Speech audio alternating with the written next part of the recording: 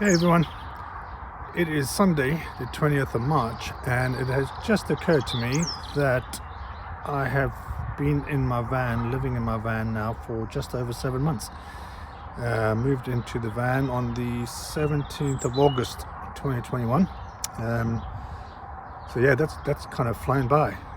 So I thought I'd make a video just to recap my first 7 months on the road and my experiences so far.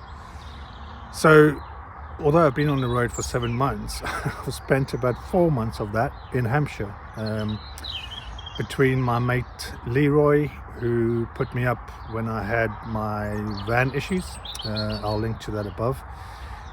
When a wheel fell off my motorhome on a motorway, and that was exciting. So I stayed with him for probably about a month.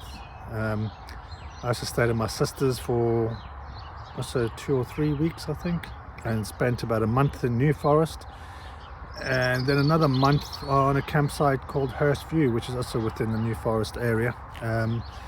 So yeah, I didn't do a lot of traveling so far in the first 7 months, and the reason for that really is because obviously, you know, just because you live in a van doesn't mean you don't need any money. So a lot of my time has been spent trying to put in place means of earning a living. So for those of you who don't know, I'm a photographer, commercial photographer. So I work with travel brands and tourism brands, outdoor living brands, etc., etc. So yeah, I've just been kind of, you know, reaching out to companies and trying to find some freelance work to pay the bills, as it were. Yeah, so I've made some notes, so let's go through some of these, shall we? So in the first 7 months I've had 2 breakdowns. One was a tire blowout, which, you know, you kind of expect these things if you do a lot of traveling. I hit a pothole and blew out the tire. The second time was, as I mentioned, the wheel falling, literally coming off the van after the RAC had put it back on. There's currently a court case ongoing for that, because it's pretty much a tort of negligence where they did not use the correct tools, and they have admitted as much, that they did not have the correct tools to do the job. They did not make me aware of this at the time, because if they had made me aware of this and that I needed to check my wheel nuts or have my wheel nuts tightened within 30 miles or 50 miles, whatever it is, I would not have left the scene. Because I was traveling 80 miles that day, I would have insisted that the chap go back to wherever he come from and get the right tools and return and do the job correctly. So yeah, that's an ongoing court case with the RAC, and we shall see how that turns out.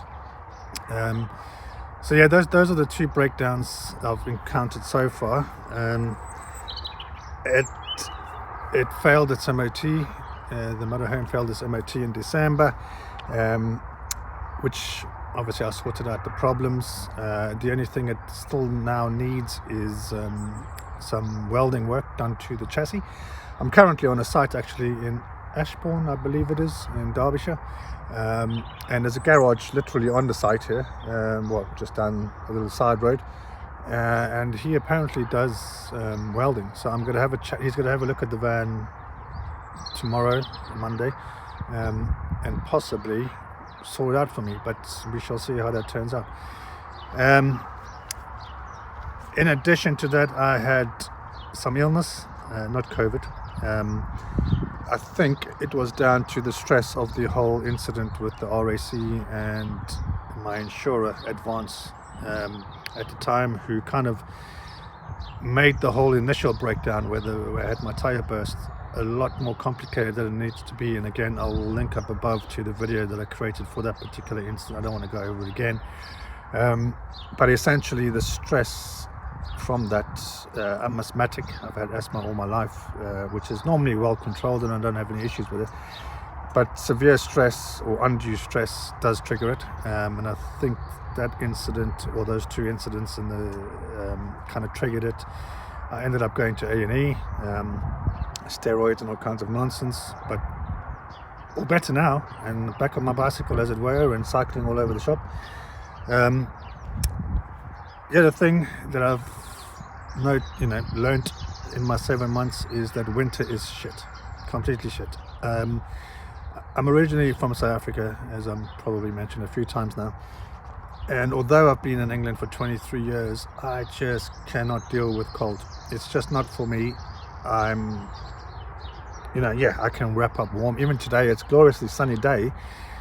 However, it's still only about 10 degrees, hence the coat. I really struggle with winter. So I'm going to do my best to not spend another winter in England or the UK, in fact, and spend the coldest of the 3 months, so December, January, February, in Spain or Portugal, somewhere like that. Because I just really can't be dealing with the UK winter.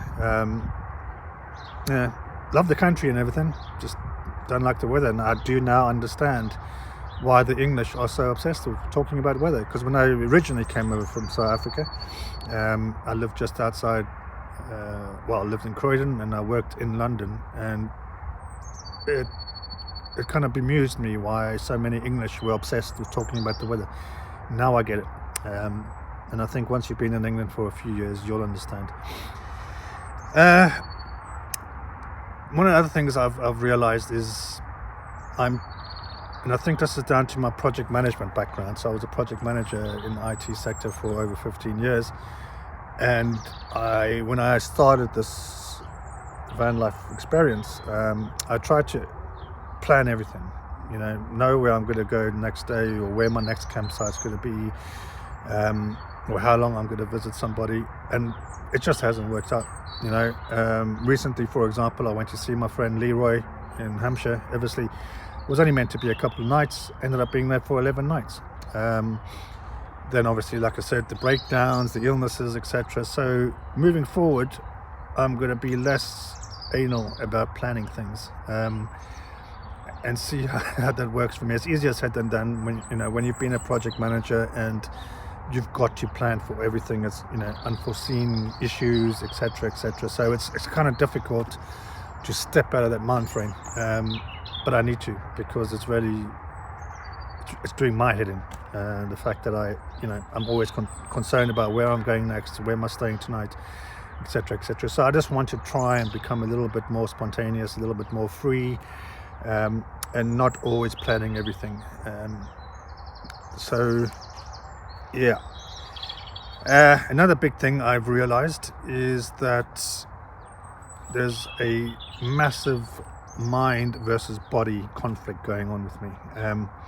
So I have all these ideas of climbing mountains and going hiking for 50 miles and things like this. And as I've recently discovered, my body says no.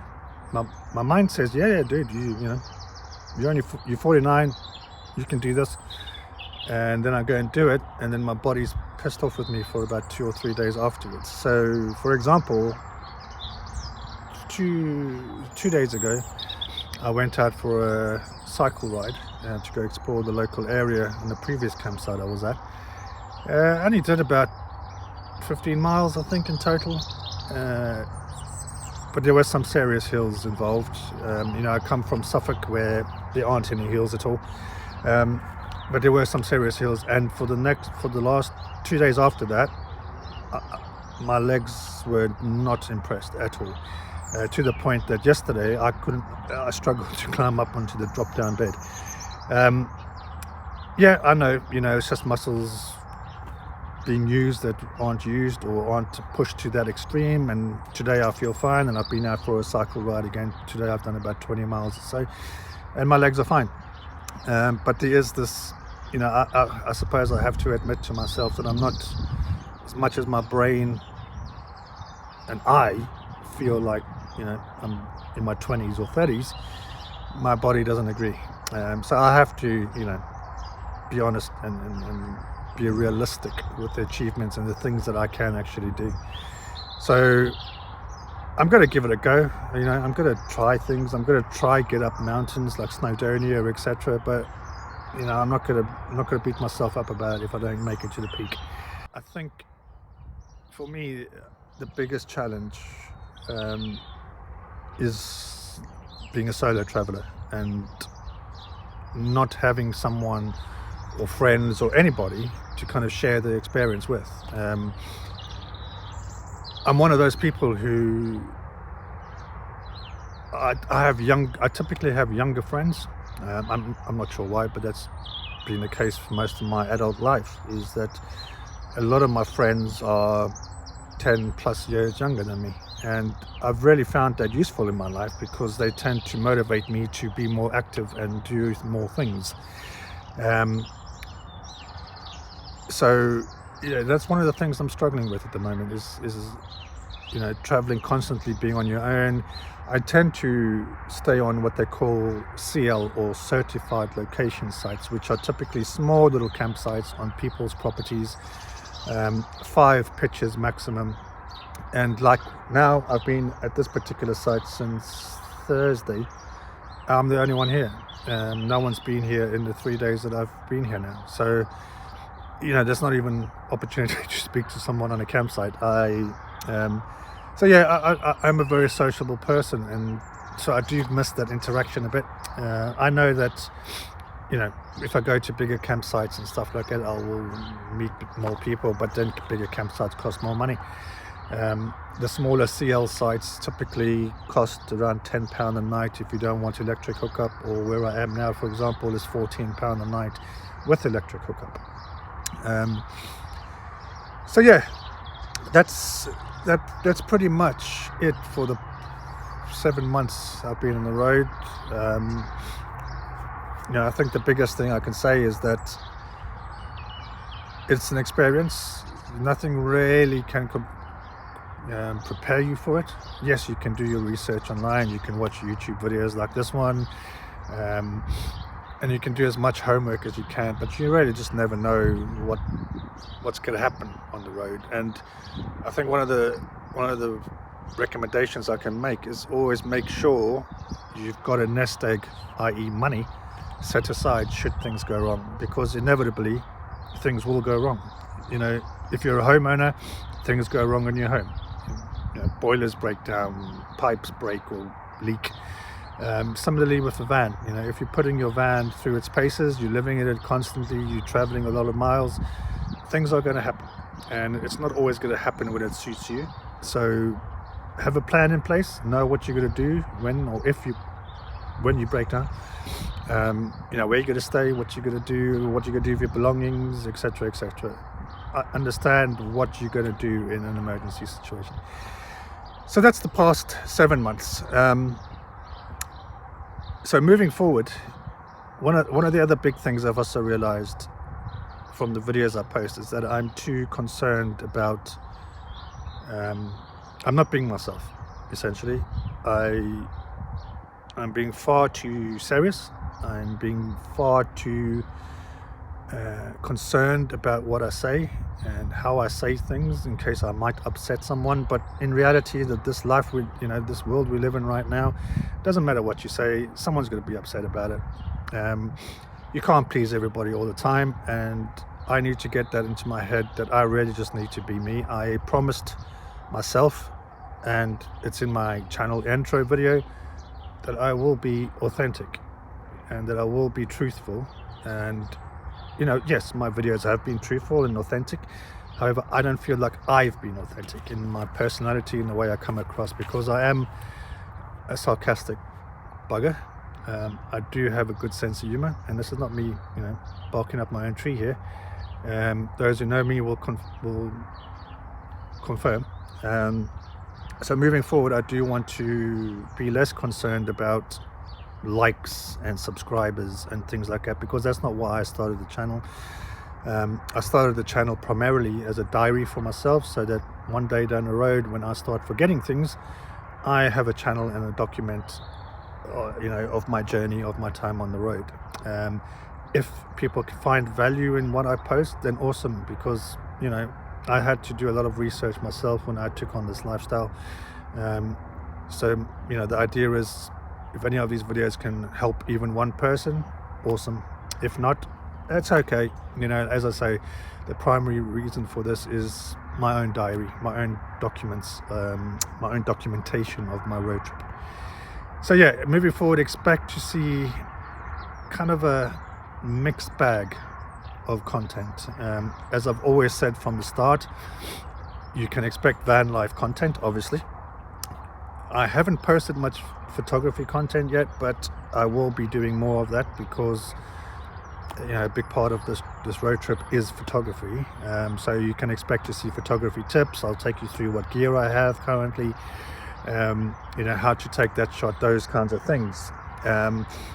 In addition to that, you might see some more kind of personalized content about my opinions on stuff, or questions and answers. If people have questions that they want to send me, I will answer those in videos, and also just general travel related content. So when I go and see an attraction, or if I see a historical site or an ancient ruin, I may make, obviously not for every one of the places I go to, but for some of the more interesting ones, I might make a video specifically for that location or that venue or that attraction. And the reason for that is that, in addition to my channel here on YouTube, I also blog, and I also have Instagram accounts, etc. So on my blog, I do tend to blog about individual sites or locations or attractions that I go to. So when I make the videos for that attraction, I tend to embed them into the blog post.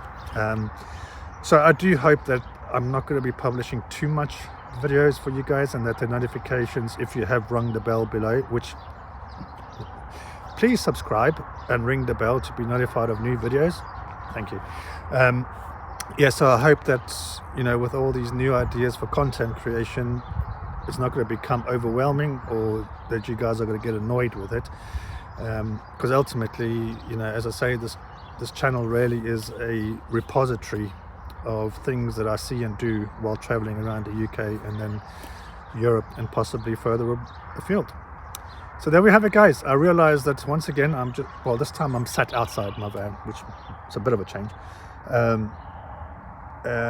But yeah, I thought I'd just make this video just to kind of bring you up to speed for my first 7 months. And honestly, guys, and I know I've said this in a lot of my videos, please, if you have any questions, comment below, because I do really want to make content that is of value to you guys, in addition to the stuff that I've already mentioned I'm going to be creating anyway. But I would like to try and set up a specific day of the week where I publish a video in which I answer your questions. So without questions, I don't have videos to create. So please get involved. Let me know, what you would like to know. If you've got any questions at all about van life, travel, photography, or any current affairs in the world. I don't care what it is really.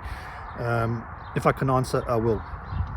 All right, well, that's it for me for this time, and I'll see you soon, guys. Cheers. Bye bye.